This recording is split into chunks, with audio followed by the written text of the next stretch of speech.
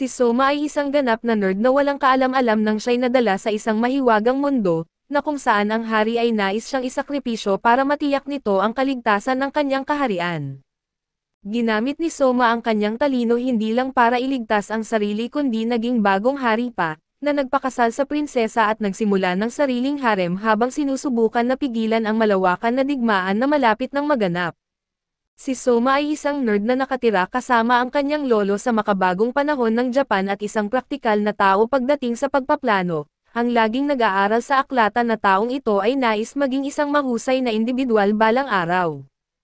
Isang araw habang siya'y nasa aklatan at kukuha ng libro, nang bigla na lang may lumitaw na maliwanag sa ibabaw niya at naguluhan siya sa pangyayaring ito, subalit bago pa man siya makagawa ng anuman at hinihigop siya nito at sa susunod na sandali, siya'y nahulog mula sa langit sa isang ganap na hindi kilalang lugar.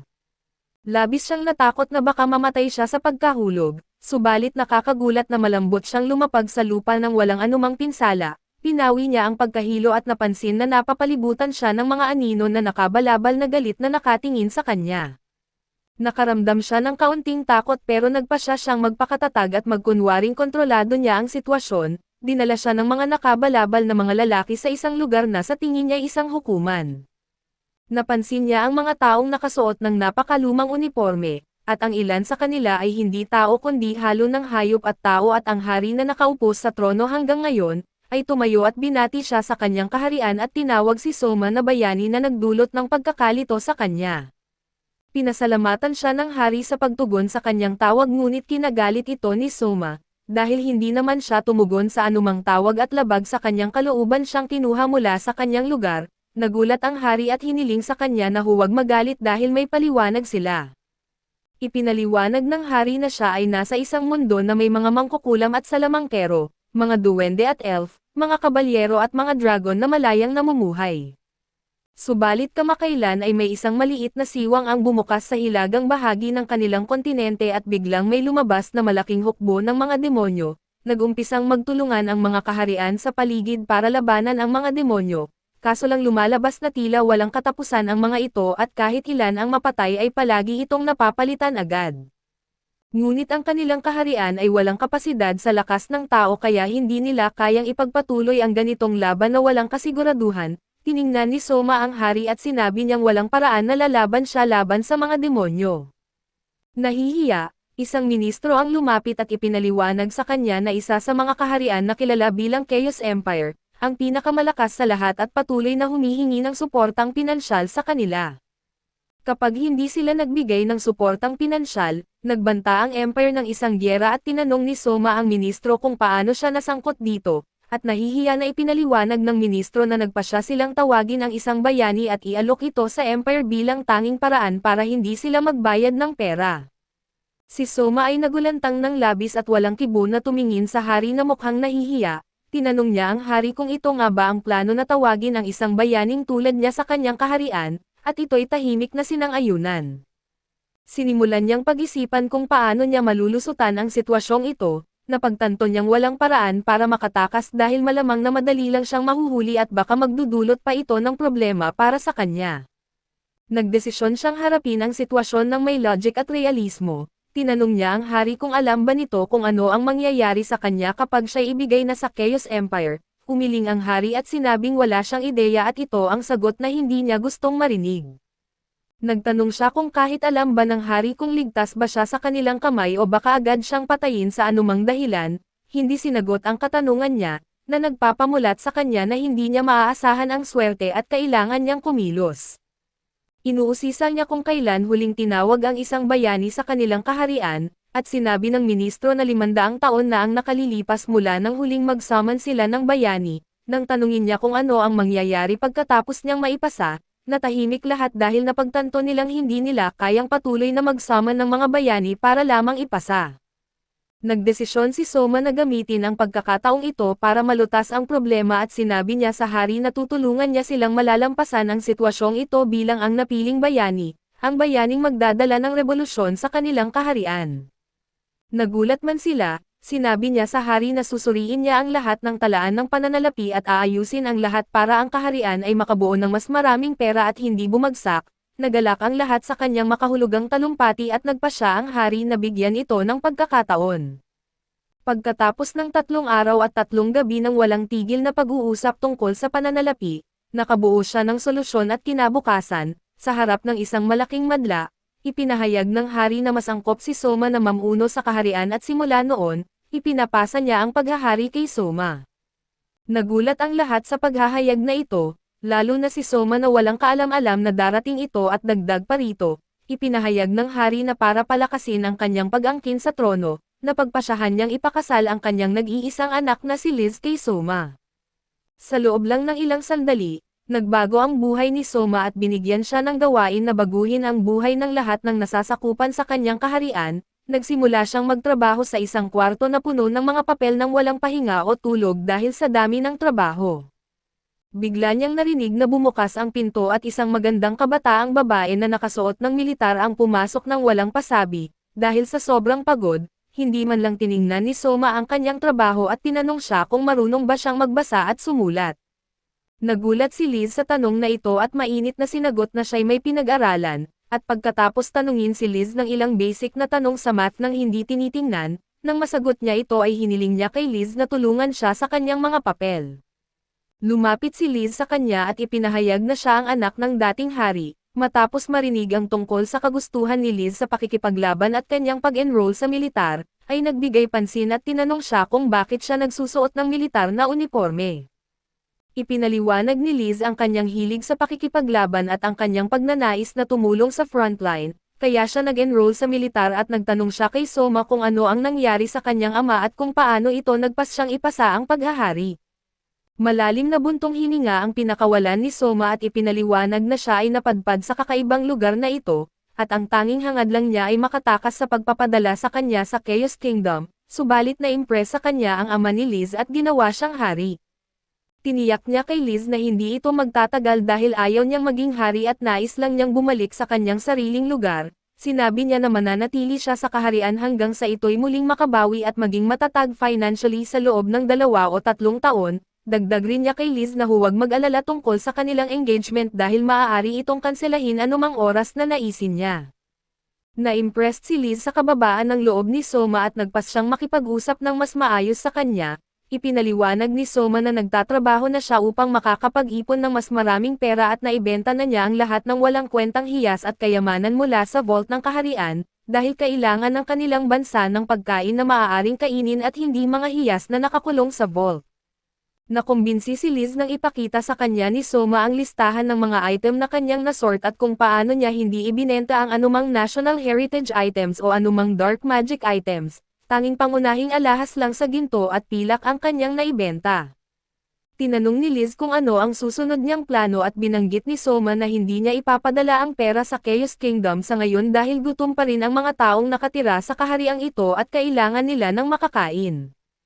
Iminungkahi ni Liz na imbes na direktang ipadala ang pera sa Chaos Empire, gagamitin nila ito para palakasin ang kanilang sariling militar at napagtanto ni Soma na tama siya at kung ibibigay nila ang pera sa Chaos Empire, hihingi lang sila ng higit pa subalit kung i-invest nila ito sa kanilang sariling militar, baka magkaroon pa sila ng pagkakataong tumayo laban sa kanila at mabawi ang kanilang posisyon dahan-dahan ngunit tiyak.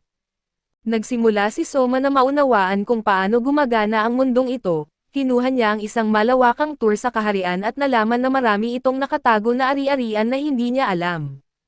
Sa unang tingin ay mukhang lumang paaralan ang kaharian na walang modernong teknolohiya o tools na ginagamit, ngunit kung titingnan mo ng mabuti, maraming modernong luho ang kaharian na nakatago sa ibang forma. Halimbawa na lang, ang ilaw ay isang modernong imbensyon na nakalutas sa problema hanggang sa ngayon subalit sa mundong ito, walang kuryente. Mas lalo na ang ilaw at nakakagulat na ang bawat kalye ay may mga street lamps at kahit sa gabi ang mga bahay ay naliliwanagan. Ito ay dahil sa espesyal na mahika na taglay ng mga tao sa kontinenteng ito, kaya nilang lumikha ng liwanag, init at tubig sa kagustuhan na napakalaking tulong sa totoo lang. Ito rin ay ipinakita sa kanya ng isang pari na nagutos sa kanyang ilagay ang kamay sa isang estatwang mukhang nakakatawa, sinasabing kung mayroon siyang kakayahan para sa mahika, malalaman niya ito agad. Nang ilagay niya ang kanyang kamay sa estatwa ay bigla siyang nawala sa katotohanan at nagsimulang makakita ng mga maliwanag na ilaw laban sa itim na background, ngunit naalala niya na hindi siya gumamit ng anumang mahika kaya mabilis niyang napagtanto na ito'y gawa ng mahika. Nang makabalik na siya, sinabi sa kanya ng pari na mayroon siyang kakayahang mahika at dapat siyang mag-ensayo pa ng mahika dahil ito'y makakatulong upang siya'y lalong lumakas. Bumalik siya sa kanyang mga silid kung saan mayroon siyang inupahan na mga tauhan na marunong magbasa at sumulat para gawin ang ilang mga trabaho. Siya mismo ay umupo sa silya at nagsimulang magtrabaho subalit bago niya ito ginawa, naglaro muna siya sa kanyang mahika at inilipat niya ang kanyang kamalayan sa tatlong panulat, na agad namang nagsimulang gumawa ng aksyon sa sarili nilang kagustuhan. Sinubukan niya ito sa ika-4 na panulat kaso hindi ito gumana, na nagpapahiwatig sa kanya na tatlong bagay lang muna ang kanyang limitasyon habang gumagawa ng papel. Habang ginagawa niya ang papel doon ay pumasok si Liz sa silid upang tingnan siya at nagulat sa nakitang mahika na panulat. Tinanong niya ito tungkol sa mahika dahil hindi pa niya ito nakita dati, ngunit sinabi sa kanya ni Soma na kakaimbento niya lang ito at dinahirapan si Liz na maniwala dito kaso bago pa man siya makapagtanong ng iba, pinapababa na siya ni Soma upang magtrabaho at binigyan din siya ng tambak na papel. Nagpatuloy silang magtrabaho ng ilang oras hanggang sa mapansin ni Soma sa pamamagitan ng kanyang mga matang halos sarado na sa pagod at nakatulog na silang lahat dahil sa pagod. Lumapit siya kay Liz na natutulog din sa couch ng napakaamo at pinagmasdan siya sandali bago maingat na inalis ang ilang hibla ng buhok sa kanyang mukha. Ngunit sanay na si Liz sa mga ganitong klase ng tao at agad siyang nagising. Tinanong kung ano ang ginagawa niya at sinabi ni Soma na tinitingnan lang niya kung natutulog ba siya o hindi at wala ng iba. Kinabukasan ay binanggit niya kay Liz na may ipapakita siya at kapwa sila sumakay sa kabayo. Nagulat si Liz dahil karaniwan ang lalaki ang nangunguna, ngunit si Soma ang nasa likod ng kabayo at hawak ng mahigpit ang kanyang baywang dahil hindi niya alam kung paano magmaneho ng kabayo. Nagtungo sila sa isang romantiko na biyahe na nagtapos malapit sa isang malawak na lugar na napapalibutan ng puti. Bumababa sila at naglakad si Soma kasama si Liz, ipinakita sa kanya ang mga lugar na puno ng koton na halos walang silbi sa kanilang bansa. Ipinaliwanag niya na noon, ang koton ay isang mahalagang kalakal kaya nagdesisyon ang mga magsasaka na taniman ito ng malawakan upang ma-export at kumita ng malaki. Ngunit nang magsimula rin ang ibang bansa na magtanim ng cotton at doon ay dumami ang supply habang hindi naman tumaas ang demand, na nagresulta sa pagbagsak ng presyo ng cotton at halos wala itong halaga, na naging sanhi ng malalang taggutom sa kanilang bansa dahil wala na silang ibang makain. Malungkot si Liz dahil bilang isa sa mga lider ng bansa, hindi niya alam ang tungkol sa buong gulo na ito at humingi siya ng tawad kay Soma subalit sinabi niya sa kanya na hindi siya dapat mag-sorry sa kahit kanino. Pero tutulong siya sa kanya na ibalik ang bansa sa dati nitong kaluwalhatian. Bumalik sila sa dining hall at nagsimulang mag-agahan ng may lalaking nagpakilalang si Ark, ang leader ng mga bantay at umupo kasama nila at nagtanong kay Soma kung mayroon siyang magagawa para sa kanya. Diretsahang sinagot ni Soma na hindi marami sa bansa ang kapakipakinabang dahil karamihan sa kanila ay walang alam sa kanilang ginagawa. Dagdag pa niya kay Ark na kailangan niya ng mas maraming sanay na manggagawa at mga taong may espesyalisadong kasanayan. Yumukod si Ark at sinabing titingnan niya kung ano ang magagawa niya bago umalis. Maya-maya habang umiinom ng tsaa si Liz at Soma, biglang nakaisip si Soma ng ideya at tinanong si Liz kung mayroon silang anumang uri ng broadcasting device. Hindi alam ni Liz kung ano ang ibig sabihin ni Soma, kaya pilit niyang ipinaliwanag kung anong uri ng device ang kanyang tinutukoy. Biglang naalala ni Liz na mayroon silang device na ginagamit para sa public announcement, na perpekto para sa plano ni Soma kaya't sinabi niya kay Liz na dalhin siya sa device sa lalong madaling panahon. Ipinaliwanag niya sa kanya na magre-recruit siya ng mga manggagawa mula sa pangkalahatang publiko. Nagpapagulat ito kay Soma at sinabi niyang ginagawa na nila ito na nagpagulat palalo sa kanya, at tinanong niya kung paano nila pinipili ang mga tao. At sinagot siya na mayroon silang serye ng nakasulat na mga pagsusulit at ang mga nakapasa sa lahat ng mga ito ay kinukuha bilang mga manggagawa sa kastilyo. Sinabi ni Soma na hindi epektibo ang estratehiya dahil posibleng marami silang napapalampas na may kakaibang talento. Tinanong niya kung gaano kataas ang literacy rate sa kanilang kaharian, at sinabi sa kanya na mga 30% lang ito. Binanggit niya na hindi sapat ang nakasulat na mga pagsusulit para malaman kung gaano katalento ang isang individual, ang mahalaga ay ang attitude ng isang tao, hindi kung gaano siya kaliterate.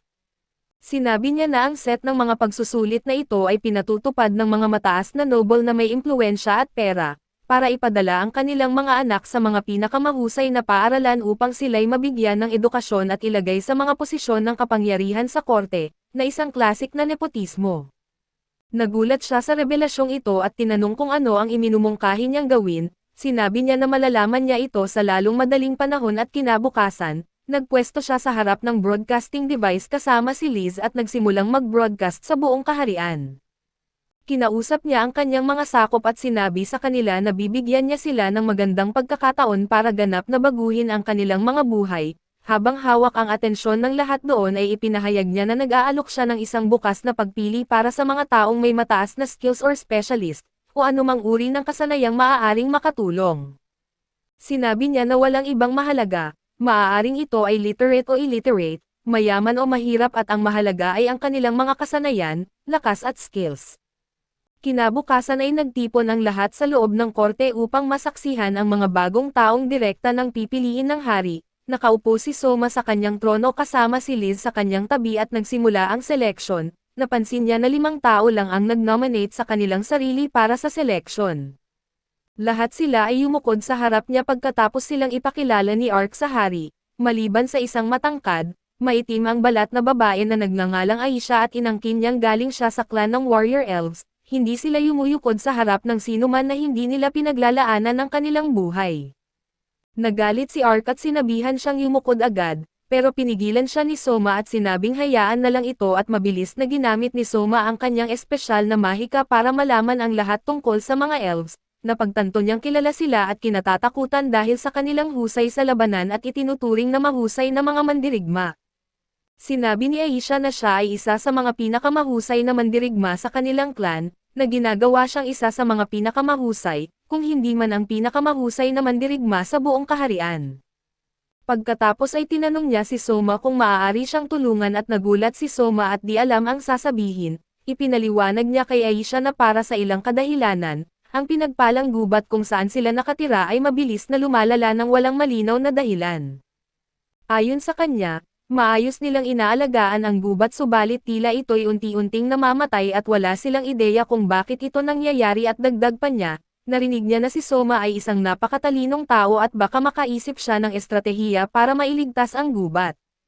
Mukhang nalito si Soma subalit agad siyang nag-iisip at nagtanong kung manipis ba ang mga puno sa gubat o hindi. Tila walang ideya si Aisha sa ibig sabihin ni Soma, kaya napagtanto ni Soma na baka ang mga teknik na gagawin dito ay modern kumpara sa kanilang kaalaman at ipinaliwanag niya sa kanya.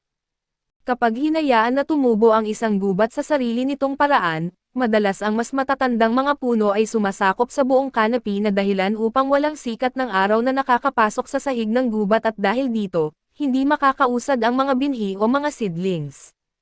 Namamatay ang buong sahig ng gubat at wala ng mga batang halaman na maaaring pumalit sa anumang matatandang puno na maaaring malaglag. Ito rin ay nag-iiwan sa lugar bilang buo na madaling kapitan sa erosyon at iba pang malalaking problema sa kalikasan. Biglang si Aisha ay lubos na yumukod sa harapan niya at nagsabing ilalaan niya ang kanyang buong buhay kay Soma at handa siyang lumaban para sa kanya at mamatay para sa kanya. Hiniling niya na tanggapin siya bilang kanyang bodyguard at tulungan silang ibalik sa dati ang gubat.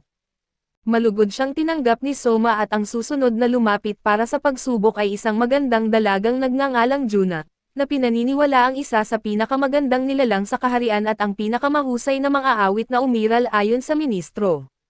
Si Juna ay nagmula sa mahabang henerasyon ng mga sirena na lubos pang napakaganda, at nakasanayan na nila na inililigaw ang mga mandaragat sa maling direksyon sa pamamagitan ng kanilang magandang tinig.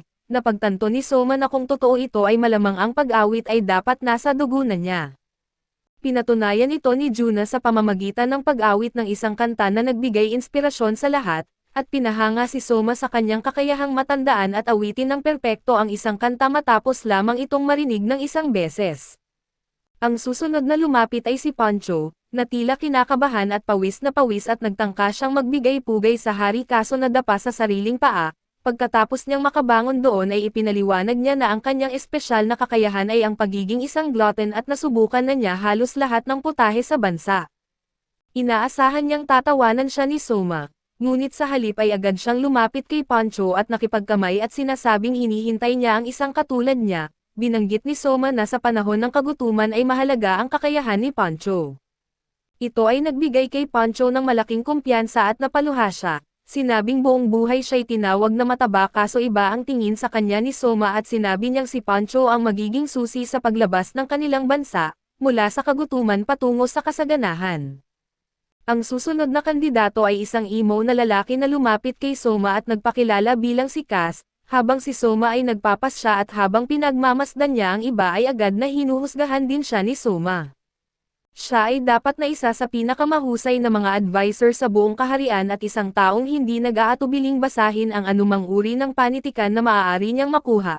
Siya ay isang napakahusay na tao, na agad na pagtanto ni Soma sa paraan ng kanyang pananalita.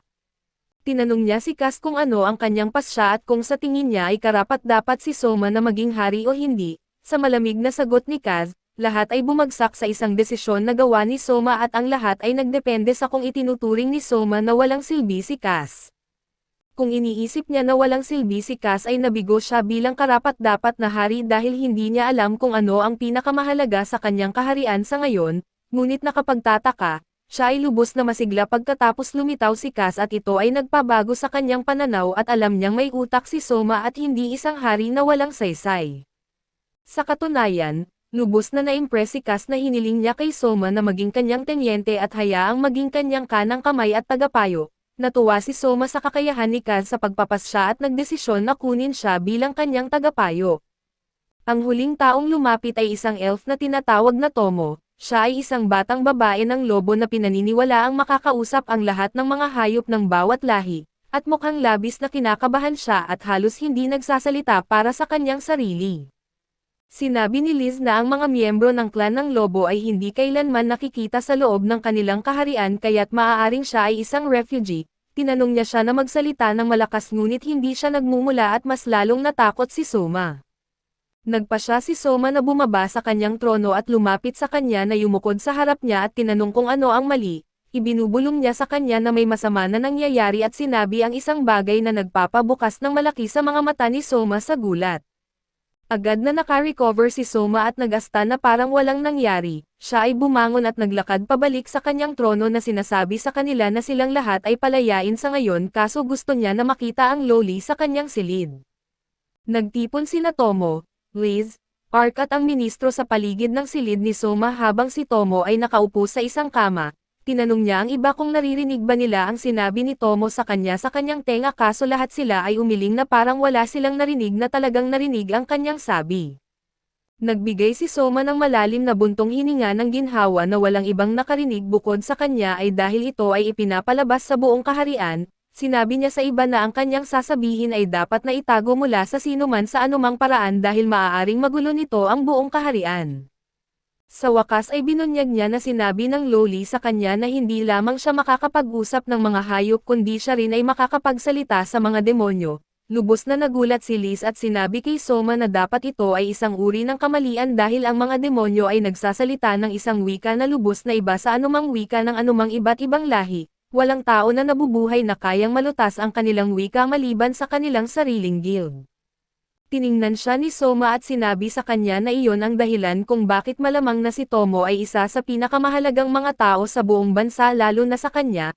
Tinanong ni Liz si Tomo kung kailan niya natutunan na makipag-usap sa lahi ng demonyo at binanggit niya na ilang panahon na ang lumipas nang siya ay nasa gubat. Siya ay naglalakad-lakad lang na nag-e-enjoy nang bigla siyang nakarinig ng ilang kakaibang ingay at pumunta upang imbestigahan. Sa kanyang pagkagulat, siya ay nakakita ng isang tao mula sa lahi ng demonyo na mayroong maliit na taas at may ulo ng aso na nakatingin sa kanya. Siya ay biglang sumigaw ng tulong nang sinabi ng demonyo sa kanya na tumahimik gamit ang sarili nitong wika na nauunawaan niya at huminto siya sa pag-iyak sa takot dito. Nagulat ang demonyo dito at tinanong siya kung nauunawaan niya ang kanyang sinasabi at sumagot siya ng oo. Bigla nilang narinig ang isang pagkakagulo at sinabi ng demonyo sa kanya na tumakbo dahil kung makikita siya ng iba ay papatayin siya.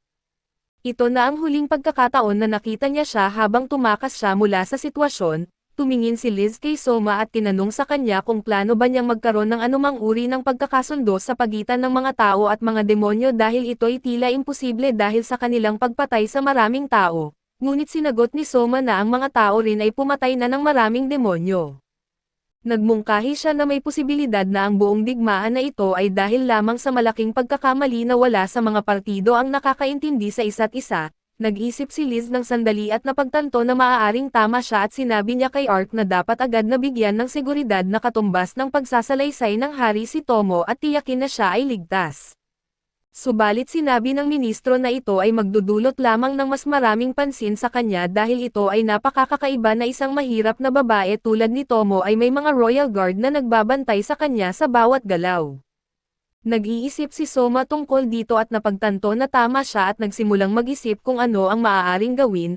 Nagmungkahi ang ministro na maaari niyang i-adapt si Tomo bilang kanyang anak at iyon ang dapat na solusyon sa problema. Subalit napagtanto na kailangan niyang mag-asawa bago niya maampon si Tomo kaya't nagmungkahi si Soma, na ang ama ni Liz ang umampon kay Tomo na magiging normal na para sa kanya na magkaroon ng royal protection sa lahat ng oras. Gayunpaman, tumingin si Tomo sa kanila at humingi ng tawad sa kanila at sinabi na mayroon na siyang pamilya na naninirahan sa kampo ng mga refugee at hindi niya iiwan ang mga ito. Ngumiti si Soma sa kanya at sinabi na malamang na kapag siya ay maampon, ang mga magulang ni Tomo ay magiging mga kamag-anak ng hari at magsisimulang mabuhay dito sa kastilyo kasama siya. Nagpahayag siya ng kagalakan at pasasalamat sa kanila para sa lahat ng kanilang ginagawa para sa kanya. Makalipas ang ilang sandali habang si Soma ay nagpapahinga sa kwarto ni Liz, napansin niya na si Pancho ay bumalik mula sa kanyang misyon at agad siyang nagpunta upang makipagkita sa kanya kasama si Liz. Silang lahat ay umupo at pinasalamatan ni Pancho si Soma sa pagpapahiram sa kanya ng kanyang Royal Wyvern, na ginawang madali at mabilis ang pagkuha ng lahat ng kanyang nais. Ang susunod na nilutong ulam ni Pancho ay nagpapagulat sa kanilang lahat. Ito ay isang slime monster na tila nakakadiri sa una, pero nilagyan ito ng apron si Pancho at nagsimulang ipulupot ang slime ng pino sa countertop at inihanda ito bilang maliliit na piraso ng noodles bago ito pakuluin sa tubig kasama ang asin at nagdagdag ng ilang gulay at sabaw. Sa wakas ito ay nagmumukhang hindi masarap ang naging kinalabasan para sa kanila. Ngunit nagkomento si Soma na ang putahe ay tila galing sa kanyang mundo at umupo upang kumain at siya ay nagtaka nang malaman na pati ang lasa ay tila galing din doon, at nagsimulang kumain ng maingay. Dahan-dahan na sinusubukan din ito ng iba at nagsimulang mag-enjoy at sa wakas, natapos ang kanilang broadcast at lumabas na matagumpay dahil agad na nagsimulang magluto ang lahat ng mga tao sa lugar sa lahat ng mga putahe na kanilang ipinakita. Madali na rin silang nagsimulang maghalo ng mga bagay upang lumikha ng bago at kakaibang mga putahe. Tinawag siya sa throne room ng isa sa mga gwardya na nagsabi na ang punong ministro ay nag-insist na makipag-ugnayan sa hari, kaya't pumasok si Soma sa hukuman at doon ay nakita niya si Nakas at ang punong ministro na parehong yumuyuko sa harap niya. Sinabi niya sa kanila na bumangon at ipahayag ang kanilang mga saloobin at binanggit ng punong ministro na sa palagay niya, dapat sundan niya ang halimbawa ng dating hari at bumaba sa kanyang posisyon upang bigyan ng pagkakataon ang mga bagong dugo na magpakitang gilas, at baguhin ang sitwasyon sa pamamagitan ng pagharap sa kanila ng bagong mga pamamaraan sa halip na sundan ang lumang nakagisnan dahil tila hindi ito epektibo. Tila nagulat si Soma sa biglang pagbibitiw na ito at tinanong siya tungkol sa kanyang kahalili sapagkat kailangan nila ng isang punong ministro na matalino at pantas tulad niya. Gayunpaman ay sinabi ng ministro kay Soma na huwag mag-alala dahil maaaring maging alagad niya si Cass at naniniwala siyang handa na itong magpatuloy bilang punong ministro, at magagawa niya ng mahusay ang kanyang gawain sa hinaharap.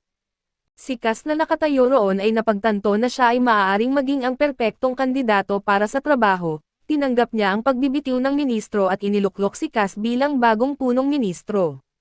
Tumingin si Cass kay Soma at nagpasalamat bago sabihin sa kanya na magbakasyon ng buong araw dahil tuloy-tuloy siyang nagtatrabaho at kung patuloy niyang gagawin ito, malamang mapagod siya at magiging sanhi ito ng pagbaba ng produksyon ng mga nasa paligid niya. Sa simula ay tila hindi pumayag si Soma na magbakasyon dahil sa paniniwala niya na marami pang trabahong kailangang gawin, ngunit sinabi ni Cass na kailangan niyang magbakasyon anuman ang mangyari at maaari niyang tapusin ang natitirang trabaho kinabukasan. Nagsimulang sundin ni Soma ang payo niya at nagsaayos ng isang petsa kasama si Liz na may kasamang pag-escort ni Aisha. Sa una ay tila nagulat si Liz sa katotohanang magbabakasyon si Soma at tinanong siya kung okay lang siya. Binanggit ni Soma sa kanya na lahat ay maayos at gusto lang niyang magpahinga ng isang gabi. sinabi ni Liz sa kanya na hindi sila dapat lumabas bilang hari at reyna kaya't binunot niya ang ilang uniforme ng military school at ibinigay ito sa kanya. Habang suot ang isa sa kanila, kumuha sila ng proteksyon ni Aisha at pumasok sa loob ng lungsod pagkatapos ng ilang paglalakad. Nagpasya silang bisitahin si Juna sa kanyang kafe at umupo sa isang booth upang kumain ng ilang mga nakaka-relax na merienda habang nagre-relax sa kanilang mga upuan at nag-uusap tungkol sa kaharian. Napakatagal nilang napansin ang isang maingay na usapan mula sa katabing mesa na pinamamahalaan ng isang fox girl at isang lalaking may kulay pulang buhok. Mukhang mainit ang kanilang pagtatalo at sobrang lakas nila kaya hindi maiwasang mapakinggan ni Sona ang buong usapan nila. Ang fox girl ay si Enki at ang lalaki ay si Hal at nag-uumpisa silang mag-usap muli at sinabi ni Hal kay Ki na hindi niya pinagkakatiwalaan ang bagong hari dahil siya mismo ay tila napakabata at walang karanasan sa digmaan, kaya't bakit niya susundin ang isang katulad niya na may edad at marahil ay mas kulang pa sa karanasan sa pakikidigma. Ngunit sinabi ni Ki sa kanya na tumahimik at sinabihan siya na ang bagong hari ay tila isang napakahusay na tao pagdating sa intelihensya at estratehiya at nagagawa niya ang magandang trabaho. Gayunpaman ay tila may bagong dugo si Hal at gusto lamang ang digmaan upang patunayan ang kanyang sarili at makuha ang respeto ng kanyang mga kasamahan. Inilahad niya na plano niyang pumunta sa Duke ng Carmen at sumali sa kanyang hukbo. Nagulat si Kay at sinabihan siya na huwag na niyang ulitin iyon dahil ang Duke ng Carmen ay nasa bukas na rebelyon laban sa bagong hari ng walang dahilan. Subalit sumigaw si Hal sa kanya na gagawin niya ang anumang gusto niya at hindi niya pinaniniwalaan ang bagong hari at sa puntong iyon, lumapit si Soma sa kanilang mesa at diretsahang tinanong si Hal kung bakit hindi niya gusto ang bagong hari. Tumingin si Hal sa kanya at tinanong kung sino ba siya, ngunit tila nakilala agad si Soma ni Kay at naguguluhan ito at nagsimula silang lahat ay umupo sa ibang mesa at muling nag-usap. Sinubukan ulit ni Hal na lapitan si Soma at tanungin kung sino siya. Ngunit agad na hinawakan ni Aisha ang kanyang kamay at pinaikot ito bago hinawakan ang kanyang mukha at pinigilan ito. Sinabi ni Soma kay Aisha na bitawan ito dahil sapat na iyon, habang natatakot na tiningnan siya ni Kay at baka masaktan si Hal at pagkatapos ay nagpasya si Soma na itigil ang paglalaro at tiningnan si Hal bago itanong kung hindi pa rin ba niya nakikilala siya.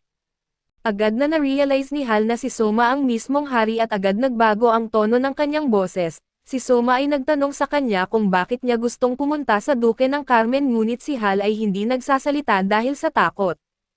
Tumingin si Soma sa kanya at sinabi na hindi niya sasabihin kay Hal na manatili sa kanya at maaari at dapat niyang gawin ang anuman ang kanyang gusto kung gusto niyang pumunta sa Duke ng Carmen, dapat niyang gawin iyon dahil hindi niya pwedeng pilitin ang sino man na sumunod sa kanya, dahil sila mismo ang dapat magpasya.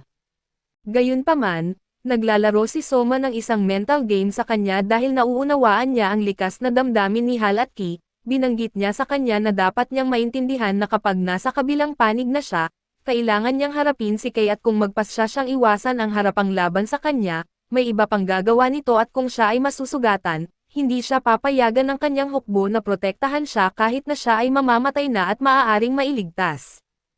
Hindi siya papayagan ng kanyang hukbo na gawin ito at ituturing nila itong pagtataksil. Nagsimula si Hal sa pag-iisip at nag-isip ng mabuti bago magpasya na hindi niya nais na pumunta sa kabilang panig at labanan si Soma o si Kay. Natuwa si Soma na malaman iyon at nagpasalamat sa kanya bago siya umalis. Kinabukasan ay umupo siya kasama si Liz at ipinaliwanag sa kanya na magaling na siya sa kanyang dark magic at maaari na niyang kontrolin ang 4 na bagay ng mag-isa. Bago pa man siya magsalita, ay tinawag siya sa hukuman dahil ang pinuno ng prestihiyosong Magna House ay dumating upang makipagkita sa kanya at humiling ng kanyang pagdalo. Agad na pumunta si Soma upang makipagkita sa kanila at nakita si Hal na tila maraming sugat sa kanyang mukha. Si Glaive at si Kid ay parehong naroon na yumuyuko at umupo siya sa trono at kaagad na humingi ng paumanhin si Glaive kay Soma. Sinabi sa kanya na wala siyang kaalam-alam sa lahat ng mga bagay na sinabi ni Hal at natuklasan lamang ito ni Ki. Binanggit pa niya kay Soma na kanyang pinarusahan ang kanyang anak at hinihiling na huwag siyang gumawa ng masyadong matinding aksyon laban dito. Ipinapangako niya na hindi magbabago ang suporta nila kay Soma mula sa pamilya Magna at palagi silang nakasuporta sa kanya sa lahat ng mga pangyayari. Nagpasalamat si Soma sa kanya para sa kanyang katapatan at sinabi sa kanya na hindi niya balak na maparusahan si Hal, at tila parang sapat na ang ginawa ni Glaive para dito at ipinahayag niya kay Glaive na kukunin niya si Kay bilang isa sa mga mage sa kanyang Royal Guard. at gawin si Hal na isang opisyal sa kanyang Royal Army upang mapanatili silang malapit at magtulungan. Ilang araw mamaya, sa wakas natapos na ang bulk ng mga papel at ang natitirang paperwork ay maaaring gawin gamit ang dark magic ni Soma, kaya't hindi na nila kailangan pa na magdagdag ng tao. Nagtawag siya ng isang pulong sa lahat ng mga taong nagtatrabaho sa paperwork para sa buong panahon at sa sandaling sila ay nagtipon, binigyan niya sila ng isang napakalakas na pahayag tungkol sa kung gaano kahalaga sila sa kaharian at dahil sa kanila, maaari niyang simulan ang paggawa sa susunod na proyekto na maaaring tiyakin ang pangmatagalang pagtitiis ng buong kaharian at maaari pa itong magresulta sa paglutas ng problema sa kakulangan ng pagkain. Sinabi niya sa kanila na kumuha sila ng isang buong linggo para sa kanilang kahangahangang trabaho, dagdag pa niya sa kanila na sana ay mabibigyan niya sila ng karagdagang pera para sa lahat ng kanilang ginawa. Subalit kulang sa pera ang kaharian sa ngayon kaya't ipinaubaya niya sa kanila na pumunta sa Royal Wine Cellar na may pinakamasarap at mayaman na vintage wine. Ipinaliwanag niya sa kanila na maaari nilang kunin ang isang buong bote bawat isa para sa kanilang sarili at gawin ang anumang nais nila dito, maaari nilang ibenta o inumin, depende sa kanila.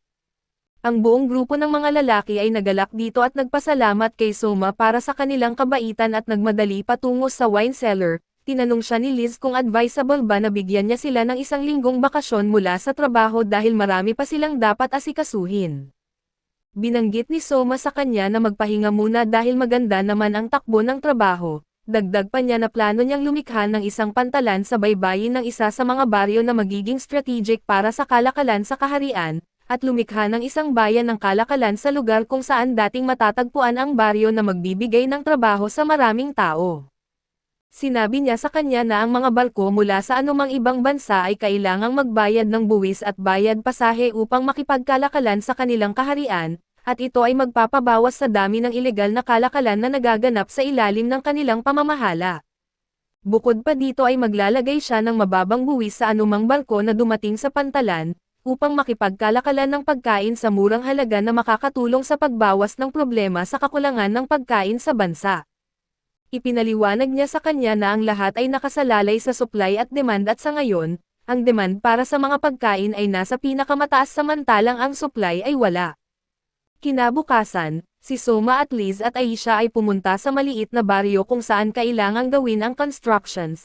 Naroon na si Ark at naglagay na ng mga tent para sa lahat at siya ay nagpakita ng mainit na pagtanggap kay Soma. At nang tanungin kung may anumang issue sa construction kaya't sinabi ni Ark na marami sa mga matatandang taga-baryo ay malakas na tumutol sa pagpapatayo ng isang pantalan sa baybayin ng kanilang baryo sa kahit anong dahilan.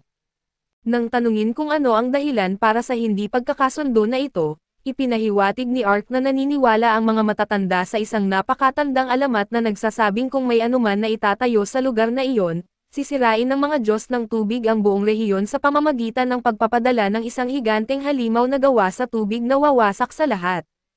Tila interesado si Soma at hinihiling kay Ark na dalhin siya sa mga matanda na nagsabi niyan, dinala siya ni Ark sa isa sa mga bahay kung saan nagkita sila ni Soma sa isa sa mga matanda at umupo sila para makipag-usap.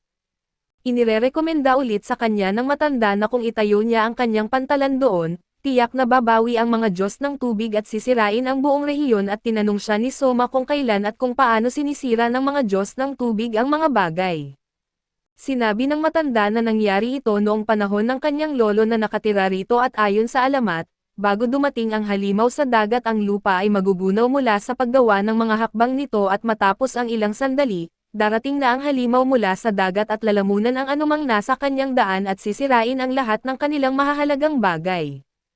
Iniisip ito ni Soma at nagpa siya na itigil na muna at bumalik sa kanyang kastilyo. Pinapatawag niya si Kaz at si Ark sa kanyang silid kung saan sila'y nagtatalakay sa suliraning ito at tumingin si Kaz kay Soma at nagtanong kung naniniwala ba siya sa kwento. Ngunit sinagot ni Soma na syempre ay hindi siya naniniwala sa isang halimaw ng dagat subalit sa halip, naniniwala siya na ang mga kwento ay laging batay sa katotohanan. Sinabi niya sa kanila na napagpasyahan niyang baguhin ang lugar para sa construction at isusugal niya ang buong lugar na pinaniniwalaan ng mga mamamayan na sumpa. Hindi makapaniwala si Kaz at nagtanong kung natatakot ba siya sa isang mythical goddess ng dagat. Sinagot ni Soma na syempre ay hindi siya nag-aalala sa isang Diyos ng dagat subalit naniniwala siya na ang tinatawag na isang halimaw ng dagat ay isang tsunami at kapag sinasabi nilang nararamdaman nila ang lupa na gumagalaw mula sa pwesto nito, sila'y nagkakamali dahil ito ay malamang na lindol. Naniniwala siya na ang lugar ay lubos na maaaring maging madaling tamaan ng tsunami pagkatapos ng lindol kaya't napagpasyahan niyang mag-isip ng maaga at huwag lumikha ng isang pantalan na labis na maaaring masira sa kalamidad. Nagsimula ang mga plano ni Soma para sa paggawa at siya'y napapagod sa lahat ng manyawal na trabaho kaya't nagsimula siyang magreklamo ng mapait, at nagtatanong kay Ki kung bakit ang Forbidden Army ay may kinalaman sa construction ng kalsada. Sinabihan siya ni Ki na tumigil at bumalik sa trabaho na may malinaw na babala na hindi dapat tawagin siya sa pangalan dahil siya'y teknikal na ang kanyang boss. Ipinaliwanag niya na ang dahilan kung bakit ang army ay nakikilahok sa karamihan ng construction ay dahil maraming kalsada na kailangang itayo at may kakulangan sa manpower kaya't ang tanging paraan para makagawa ng malaking progreso ay isama sila sa proyekto. Sa tanghali ay natikman ni Hal ang masarap na burger na ginawa ni Soma at sinabi niya kay Kay na ang mga sariwang gulay sa burger ay galing sa isang malapit na baryo. Lahat ay dahil sa isang bagong itinayong kalsada at ipinaliwanag niya na ang mga kalsada ay nakatulong sa pagbaba ng presyo ng pagkain dahil sa marami na ang supply. Si Soma ay nabigla sa kahusayan ng kanyang hari at bigla ay pumasok si Soma kasama si Liz na nagulat ang dalawa at kaagad na tumayo si Hal para magbigay ng parangal sa hari. Subalit ipinag-utos niya sa kanya na huwag nang maging formal at tawagin siya sa pangalan dahil siya'y masaya na mayroon siyang natagpuang kapareha ng kanyang edad upang makipag-usap ng malaya. Habang sila'y naglalakad sa mga bagong kalsada, ipinaliwanag ni Soma ang proseso ng konstruksyon ng kalsada kay Liz na hindi pa nakakakita kung paano ito ginagawa. Itinuro niya sa kanya ang mga sangkap na ginagamit sa paggawa ng mga kalsada at ipinakita ang mga ilaw sa kalye na pinapaandar ng ilang luminescent moss plants para sa ilaw sa gabi, at ang mga punong warden na inilalagay upang pansamantalang protektahan ang baryo laban sa pagdagsa ng mga hayop. Biglang isang ibon na mensahero ang nagpahinto sa kanilang usapan at nagdala ng sulat kay Aisha at sa sulat, ipinaalam ng kanyang ama sa kanya ang isang mapanganib na landslides na sinakmal ang kalahati ng kanilang baryo na nagdulot na marami sa kanilang tauhan ang hindi na mahanap. Kitang-kita ang pagkabahala ni Aisha at tinawag niya si Soma subalit siya'y lumapit sa sitwasyon sa pamamagitan ng pagpapaliwanag ng mahinahon. Kaagad niyang pinag-utos kay Ki na mag-mobilize ng isang grupo na kasama siya mismo para magsilbing unang pangkat ng pagtulong na sasama sa kanya patungo sa baryo ng mga Dark Elves. Mabilis niyang pinagaan ang loob ni Aisha kaso sinabihan siya na sa halip na umiyak sa ganitong oras, dapat niyang paghandaan ang sarili upang makasama sila papunta sa kanyang baryo sapagkat silang lahat ay mga dayuhan at kailangan nila ng mga direksyon. Sa wakas ay sinabi niya kay Liz na magmadali sa pagpunta sa palasyo, maghanda ng isa pang grupo ng pagtulong at sabihin kay Hal na magpadala ng mga tulong para sa mga Dark Elves at tinanong ni Soma si Aisha kung gaano ba katagal nila na mararating ang kanyang baryo. At sinabi niya na aabutin sila ng 2 araw gamit ang normal na paglalakad. Ngayon ay labis siyang nag-aalala tungkol sa oras ng kanilang pagdating, ipinaliwanag na kung magpapalipas sila ng 3 araw mula sa pagkakataon ng sakuna hanggang sa pagdating ng koponan ng pagliligtas, tataas ang bilang ng mga namamatay na parang isang malubhang sakuna. Isa sa kanilang mga kakaibang sasakyan ang dumaan at nakakuha siya ng ideya na gamitin ito sa pagdadala ng kanyang koponan sa nayon ni Aisha. At habang siya naman ay sumama sa hari sa karwahe at sa wakas, dumating sila sa nayon sa gabi at sinimulang bigyang papuri ni Aisha ang hari at pagkatapos ay ipinakilala ang sarili bilang tagapamahala, ngunit sinabi niya rito na ipagpaliban muna ang mga formalidad para sa masangkop na oras at humingi ng paliwanag tungkol sa kasalukuyang sitwasyon. Sinabi ni Wen na 100 buhay ang nawala sa insidente at 40 katao ang hindi pa natatagpuan. Inutusan niya si Wen na magtala ng listahan ng mga nawawala at ang bawat pangalan ay tatanggalin sa listahan oras na sila'y matagpuan.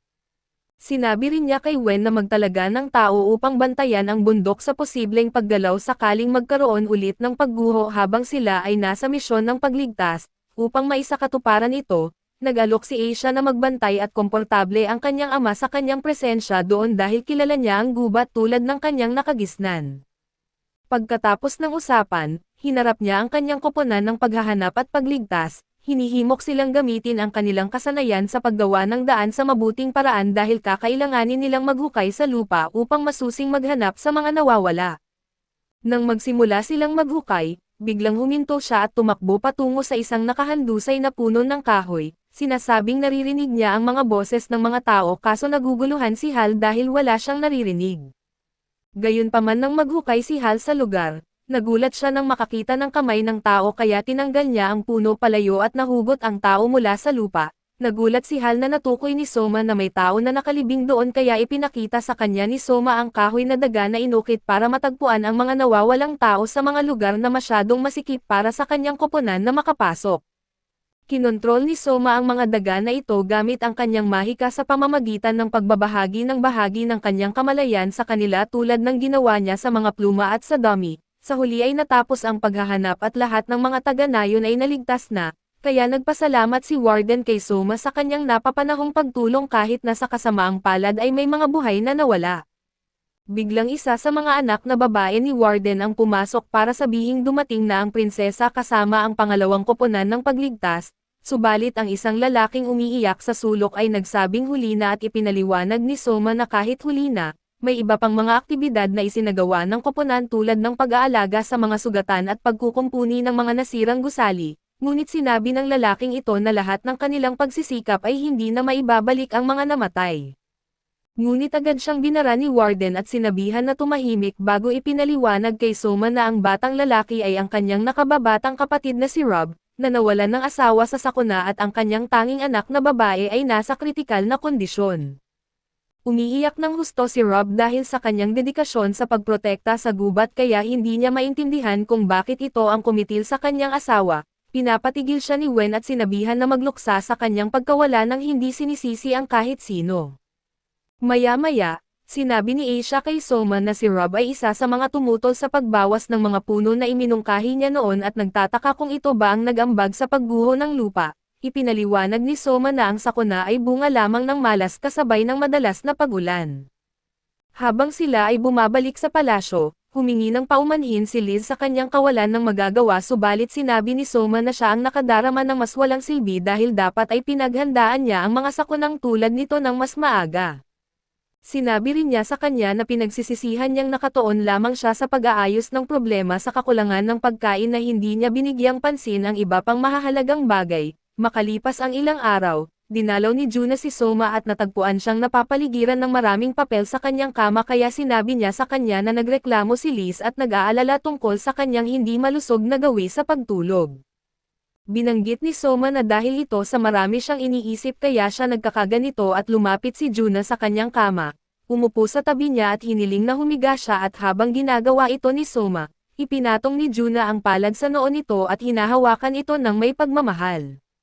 Sinasabi na naiintindihan niya kung ayaw ni Soma na magmukhang mahina sa harap ng prinsesa, pero maaari siyang tumawag sa kanya anumang oras kung pakiramdam niya ay pagod na siya at sa gulat ni Juna, mabilis na nakatulog si Soma kaya ngumiti siya at kumanta ng matamis habang siya ay natutulog. Samantala sa isang pagtatalo ang sumiklab sa pagitan ng mga pinuno ng duke, isang lalaking may ulo ng leon na tinatawag na Duke Carmen ang nagpupumilit na tanggalin si Soma bilang hari. Dahil sa kanyang paniniwalang hindi ito angkop na mamuno sa kanilang kaharian. Naguluhan si Duchess Excel sa sinabi nito, binanggit kung gaano karami ang nagawa ni Soma para sa kanilang lupain, ngunit iginiit ni Carmen na napapabayaan ni Soma ang mahahalagang bagay at tinanggal ang lahat ng kanilang tapat na pinuno ng serbisyo sa pangalan ng paglaban sa korupsyon.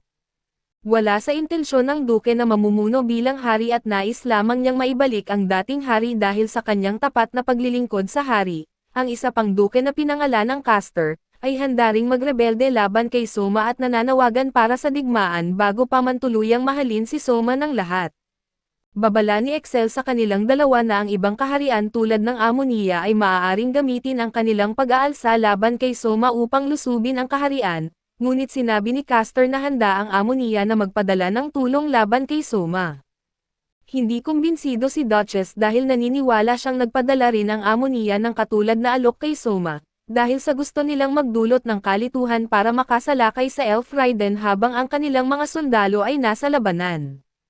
Biglang pumasok si Carla at ito ang anak na babae ni Castor. Ito'y pumasok sa silid at idineklara na kung lalaban ang kanyang ama kay Soma, siya ay lalaban sa tabi niya anuman ang mangyari at natutuwa si Gas at ito ang mapanlinlang na pinuno ng Amonia. nang marinig na tinanggap ni Carmen ang kanyang imbitasyon na labanan si Soma. Tinawag niya itong matandang hangal dahil magdudulot ito ng kalituhan sa pagpapadala ng tulong kay Carmen para labanan si Soma at pagpapadala ng tulong kay Soma para labanan si Carmen, tulad ng hinala ni Lady Excel. Sinusuportahan siya ng kanyang anak na lalaki na si Prince Julius, ngunit ang kanyang anak na babae na si Princess Rora ay hindi sumusuporta sa kanilang plano at naiinggit lamang sa lupain ng Elf Raiden na patuloy na umuunlad. Sa palas ay kumonsulta si Soma kay Heikiya tungkol sa isang panukalang plano na gumamit ng dahas upang protektahan ang kanilang kaharian. Noong una ay tutol si Soma sa paggamit ng malupit na mga hakbang, ngunit ang mga huling salita ng kanyang lolo ay umalingaw-ngaw sa kanyang tenga kaya pinili niyang protektahan ang mga itinuturing niya ngayon na kanyang pamilya ng may determinadong tono. Iniutos ni Soma na simulan nila ang kanilang plano sa pagsupil. Sa kabilang banda, iniutos ni Gaas sa kanyang hukbo na salakayin ang teritoryo ng Elf Raiden, partikular na ang makasaysayang lungsod ng Altamura at habang inaakala niyang makikipaglaban si Soma laban sa mga duke. Sinabi ni Gaas na ito na ang tamang panahon para mabawi nila ang lupain na ninakaw mula sa kanilang mga ninuno 50 taon na ang nakalilipas, ngunit bago niya matapos ang kanyang magandang talumpati, biglang pumasok si Ministro Colbert at pinigilan siya at nagmakaawa na huwag magsimula ng digmaan dahil ito ay maglulubog sa mga tao sa kagutuman. Ngunit lumakad si Gaas ng may pagmalaki at sinipa ang kawawang lalaki sa mukha. Paalala pa rin ni Ministro sa kanya na sila ay nasa ilalim ng Mankind Act dahil pumirma sila sa isang kasunduan, ngunit masyadong matigas ang ulo ni Gaas at ng kanyang anak upang makinig kay Colbert kaya't binaliwala nila ito. Lumabas si Colbert na parang nanggagaling sa isang boxing ring at nakasalubong niya ang anak na babae ni Gaas sa daan, na nagsabi sa kanya na plano niyang tumakas sa kaharian at dapat siyang maghanda sakaling magkagulo. Bago pa niya nalaman ay nagpaalam na siya at samantala ay ipinatawag ni Soma si Liz upang hilingin sa kanya ang isang espesyal na pabor. Nag-video chat siya sa tatlong duke at pagkatapos ng mga pagpapakilala, sinabi niya sa kanila na kung ipagpapatuloy nila ang pag-aalsa laban sa kanya ay mapipilitan siyang kilalanin sila bilang mga traidor. Tinanong siya ni Excel kung ano ang kanyang mga intensyon tungkol sa duchy at sinabi niya na nais niyang pag-iisahin ang kani-kanilang mga hukbo, sa ilalim ng kanyang utos nang walang intensyon na saktan sila ng paisa-isa.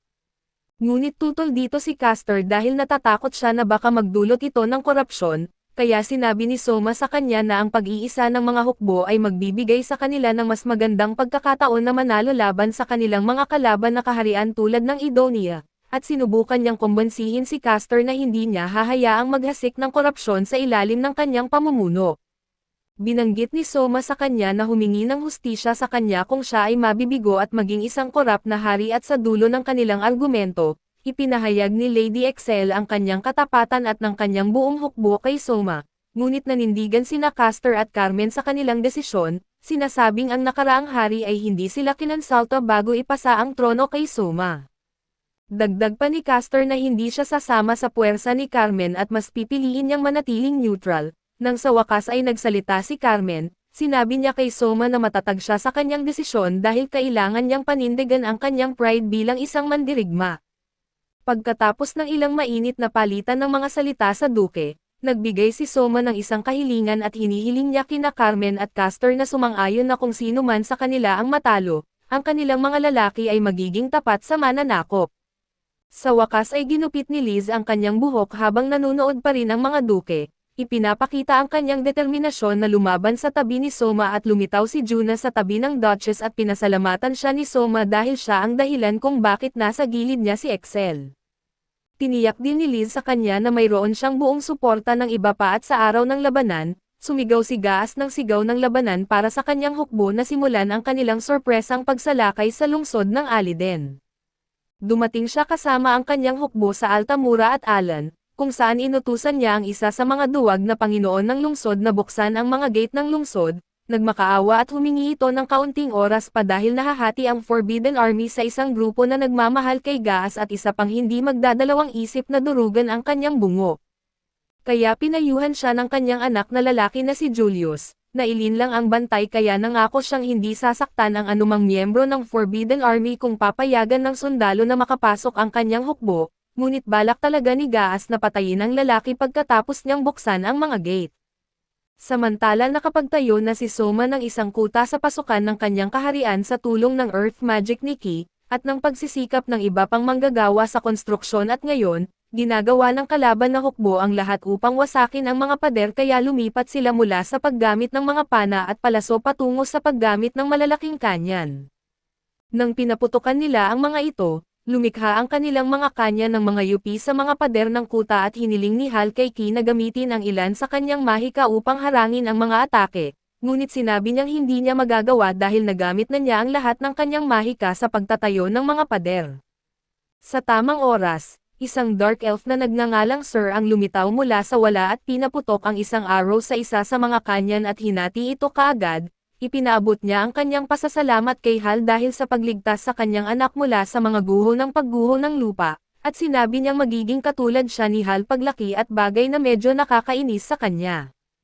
Inutos ni Ark sa Royal Army na umatake lamang patungo sa mga kanyan at hindi pinapansin ang mga kalaban na sundalo at nagtagumpay ito at nang mabalitaan ito ni Carmen, nakakagulat na mahinahon lang siya at sinabi niya sa mga general ng kanyang hukbo na ang kanilang hakbang sa mga kanyan ay napatunayang walang silbi at mayroon siyang mas magandang estratehiya. Alam na mayroon siyang 40,000 na lalaki para labanan ang 10,000 ni Soma. Sinabi ni Carmen na kailangan niyang akitin si Soma patungo sa kanyang hukbo dahil malinaw na hindi si Soma naruroon sa lungsod noong panahon ng mga pag-atake, tulad ng ipinakita ng minarkahan na pagdepensa ng kanyang hukbo na may masama na ekspresyon sa kanyang mukha. Tinanong ni Carmen kung lahat ay handa na para ipatupad ang kanyang masamang master plan. Sa kabilang banda, naniniwala si Gaas na malapit na niyang sakupin ang lungsod ng Altamura, at inihayag ng kanyang anak na maghanda ang mga sundalo subalit nagulat sila nang marinig ang mga sigaw ng digmaan at bumalik si Lord Wise na mukhang mas natatakot.